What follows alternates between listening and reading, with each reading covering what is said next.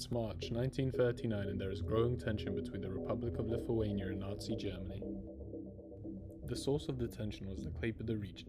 This region was no larger than 2.4 square kilometers and had a population of 140,000.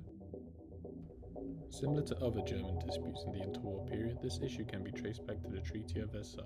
During the Treaty of Versailles, the borders of East Prussia were determined under Article 28 of the treaty. Article 99 would leave the French in charge of the Klaipeda area until a decision could be made on what to do with the territory.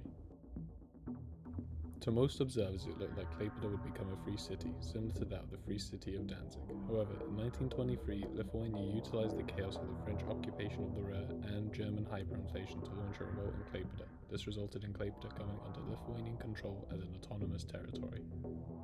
Initially, the Klaipeda revolt sparked international controversy, but due to a myriad of factors, the international community recognized Klaipeda's annexation under the 1924 Klaipeda Convention. Despite the memo controversy, Lithuanian-German relations remained warm. Weimar Germany and Lithuania signed a border treaty in 1928 that confirmed Klaipeda was a part of Lithuania. The Klaipeda status quo would remain in place until the appointment of Adolf Hitler as German Chancellor in 1933. In the following years, turmoil within the Klaipeda region became common. This was due in part to Nazi ideology radicalizing the German-speaking people of Klaipeda. Germans made up 80% of Klaipeda's total population and they would demand self-determination. The Lithuanian government attempted to combat the turmoil by putting leaders of Nazi-aligned parties within Klaipeda on trial. The Lithuanian conduct of this trial led to international condemnation. This paralyzed Lithuania's ability to quell any dissent, further empowering the pro-German movement within Klaipeda. Meanwhile, Germany pursued an expansionist foreign policy. Germany annexed Austria in March 1938 and the Sudetenland in September of the same year. Could Klaipeda be next? This leads us to March 1st, 1939, where tensions between Germany and Lithuania have reached a boiling point. Rumors within the international community of an aggressive German action to regain Klaipeda are growing. It's then safe to say that Lithuania is in a bit of a pickle. Meet Jouzas Urbsys, an ex-World War I veteran who happens to be the Lithuanian foreign minister. During the 12th of March, Urbsys was in Rome along with other diplomats attending the coronation of Pope Pius VII. Due to the aforementioned rumors of an aggressive German action against Lithuania, the Lithuanian government asked Urbsys to stop by Berlin to try cool the situation. While Urbsys was still in Rome, Germany annexed the Czech portion of Czechoslovakia and created a puppet state in the Slovak area. It was clear now that Klaipeda would be Germany's next target. Urbsys, who was still in Rome, confided in the Pope about the threat from Germany. The conversation shifted when Pius asked Urbsys about a potential threat from the east. Urbsys replied, "All is calm in the east." Urbsys also talked to the Italian Foreign Minister Galeazzo Ciano about the threat from Germany. Ciano replied it's in the best interests of smaller states to align their foreign policy with larger states. Not the most comforting thing to say. Urbsys would eventually leave Rome and arrive in Berlin. Urbsys would request an audience with the German Foreign Minister Joachim von Ribbentrop and was granted the request on the 20th of March. Urbsys met up with the German Foreign Minister Joachim von Ribbentrop later that day. Urbsys was accompanied by the Lithuanian ambassador to Germany, Kaži Škirpa. Škirpa, however, wasn't allowed to be present during the meeting between Urbsys and Ribbentrop. Urbsys began talking to Ribbentrop about whatever diplomats talk about. Ribbentrop interrupted him and told Urbsys that whatever he was talking about was irrelevant right now. Überhaupt, old news. Ribbentrop became confrontational and told Urbsys that the situation is as follows. At any minute, German blood could be spilled in Klaipeda, and if this happened, the German military would intervene, and it's unlikely they'll stop at Klaipeda's borders. Ribbentrop gave Urbsys an ultimatum: give back the Klaipeda region, or the German army would invade Lithuania. Urbsys told Ribbentrop that he doesn't have the authority to talk about the ownership of the Klaipeda region. Ribbentrop replied that the issue was urgent. He offered Urbsys a direct phone to the Lithuanian government in order to ask for permission. Urbsys refused. Ribbentrop then replied in a threatening tone that resistance would be unwise and that foreign involvement would only make Lithuania's situation worse. Urbsys would leave Ribbentrop soon after. He and Škirpa went to the Lithuanian embassy in Berlin where they met the Lithuanian diplomat for Czechoslovakia prior to its annexation, Edvardas Tarauskas, and the Lithuanian military attaché in Berlin, A. Grinius. These four then began discussing the options they had after Ribbentrop's verbal ultimatum. All parties understood the seriousness of the ultimatum, especially with Czechoslovakia's annexation just a week prior. The group considered the signatories of the 1923 Klaipeda Convention for support. Italy and Japan were quickly disregarded as potential allies due to their friendly relationship with Germany. Lithuania could only look to the UK and France for help in this matter.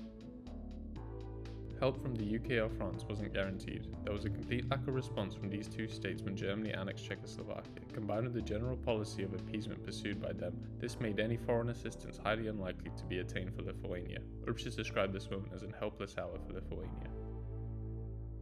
The group did have a plan, however. Urbsys would return to Lithuania and break the news of the ultimatum to the Lithuanian government. Darauskas would travel to Warsaw to inform the French embassy of Germany's ultimatum, and Grinius would inform the French and British attachés in Berlin about the development as well.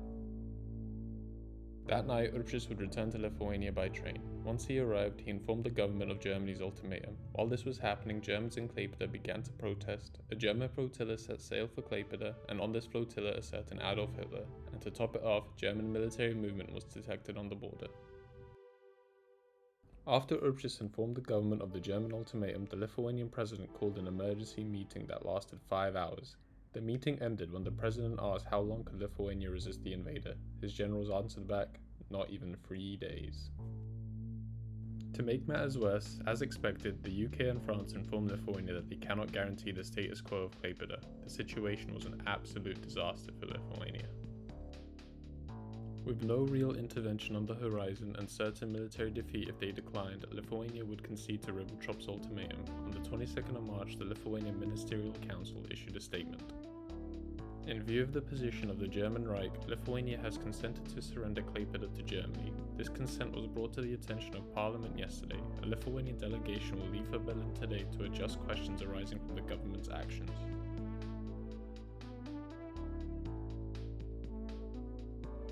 On the same day, the Lithuanian military evacuated from Klaipeda. German troops had occupied the region soon after. Hitler also arrived and engaged in celebration with the local German populace.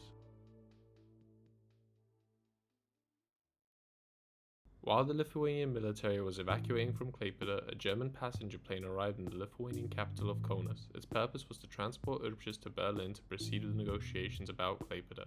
Urbsys was accompanied by Erich Zeklin, the German ambassador to Lithuania. The plane arrived in Berlin later that day. In Berlin, Urbsys was greeted by one of Ribbentrop's men, Ernst Warmann. Warmann was accompanied by a group of armed soldiers to, put Urbsys at ease. Urbsys would be driven as a guest of state to a hotel in Berlin. In the car, he was accompanied by Zeklin and Warmann. Urbsys said not a single word was spoken in the car. That's a little bit awkward. Despite the awkwardness, in the evening, Urbsys and Škirpa would go to the German Foreign Ministry to begin discussions about the return of Klaipeda to Germany. The place of negotiation was divided into 2 rooms. The first room's purpose was to draft the treaty. The second room had a direct line to Kaunas where Urbsys could communicate with the Lithuanian government on matters regarding the negotiation. With the Lithuanian Ministerial Council already conceding to give Klaipeda to Germany, the actual negotiations focused on the transfer of the region and Lithuania's access to Klaipeda as a free port zone. By 2 a.m. the next day, the negotiations were over and the treaty was ready. The treaty was comprised of 5 articles. Article 1 reunited Klaipeda with Germany. Article 2 was a provision that eased the transfer process. Article 3 established a free port zone in Klaipeda for Lithuania. Article 4 was a provision about Germany and Lithuania maintaining friendly relations, and Article 5 made this agreement effective immediately.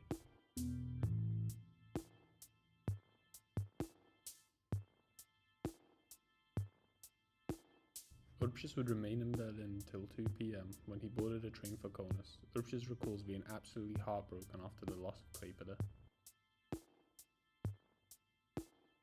Urbsys had good reason to be heartbroken. Klaipeda was Lithuania's most developed region and had a sizable economic base. The loss of Klaipeda saw the production of goods such as paper and timber halve in Lithuania. Other goods such as chemicals and electricity also saw a massive decrease in production.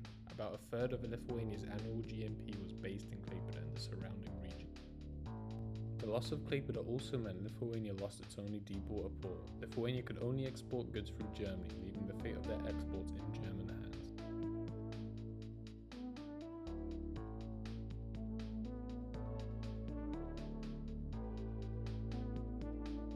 Urbsys would return to Berlin in May to oversee discussions about a new German-Lithuanian economic agreement. Urbsys was invited to the Reich Chancellery to have a conversation with Hitler and Ribbentrop.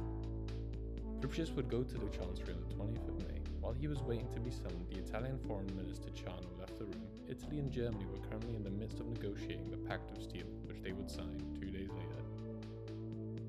Urbsys would eventually be summoned. The talking only lasted 30 minutes. Hitler was sympathetic to Lithuania and claimed that Germany wanted a good relationship with all countries, especially its neighbours. Hitler added that he wanted to continue Germany's and Lithuania's good economic relationship. When the topic of Klaipeda's annexation arose, Hitler said, "A great power couldn't tolerate it." And that was that. All Urbsys got in exchange for Klaipeda was an apology and a photo. This wouldn't be his final diplomatic mission, for a new eastern situation would soon develop.